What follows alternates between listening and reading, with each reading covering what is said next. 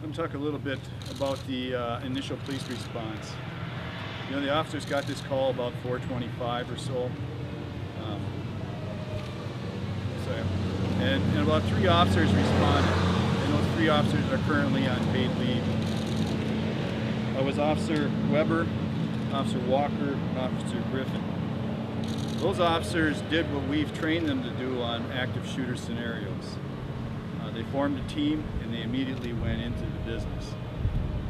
They immediately encountered victims at the door. They then brought in Sergeant Mosey, who held the door, and brought in Hennepin County paramedics, who actually went in the scene before it was found to be code 4 or safe. All very, very courageous. There were no shots fired after they got there. They then searched the upper part of the building, which is a very, very large building. It's hard to get a sense of how large that building is until you're in it. And they found several more victims, and they helped clear the victims that could get out and get out to safety and get some of them to the hospital. I walked through that just a little while ago and looked at the deaths with the family pictures, the deaths with strewn, the obvious signs of conflict in there. It was a hellish time. I do also want to say that we believe the suspect. It's Andrew Engeldinger. Was found in the basement.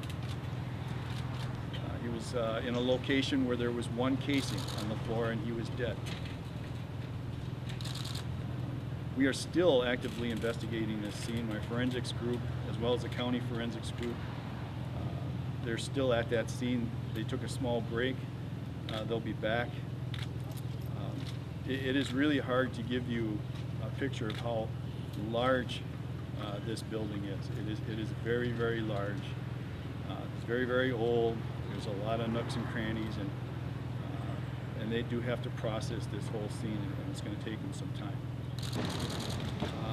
I do want to add one piece. We did search the dwelling of Andrew Engeldinger, and we found another gun there, and we found packaging for 10,000 rounds of ammunition.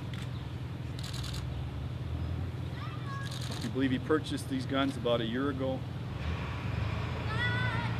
He obviously had this gun for a while, and he's obviously been practicing on how to use that gun. So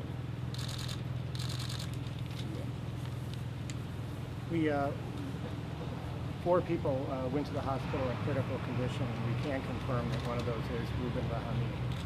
Reuben was an enormously important part of this community, the founder of this business. He was born in Israel and came to this country to live the American dream, and he did. He started a business in signage that became world known. They became so effective that their signs were in China, in the White House, and multiple other places. And it's a very, very important and good business in the city.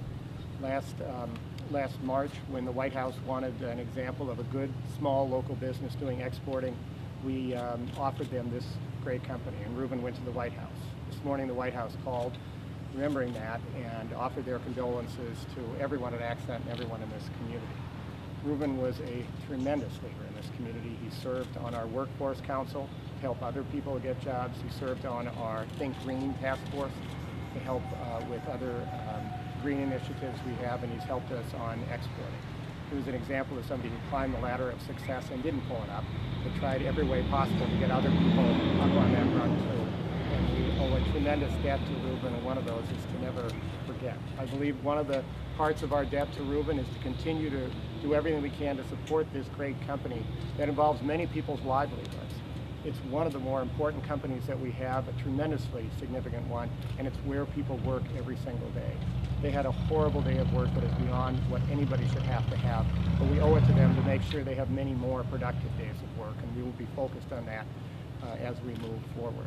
There will be other names that will come out. They're going to have to come out in the right way through the medical examiner, but we mourn the loss it's beyond belief to us to lose Reuben. We also mourn the others who will be able to talk more about as it goes forward.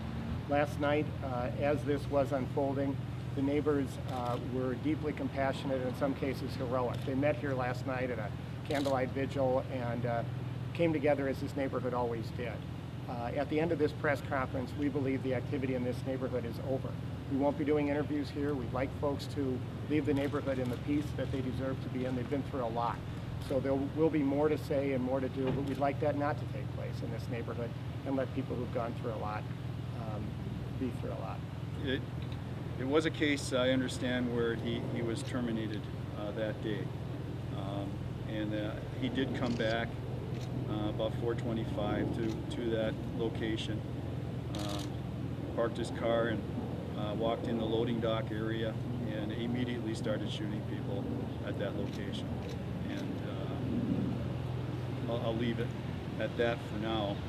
It's clear that he did walk by some people, very clear. So, especially when he went in the office area, that he did walk by people to get to certain other members of the business.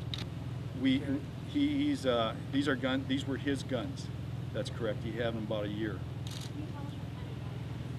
The gun that he had was a Glock 9mm semi-automatic.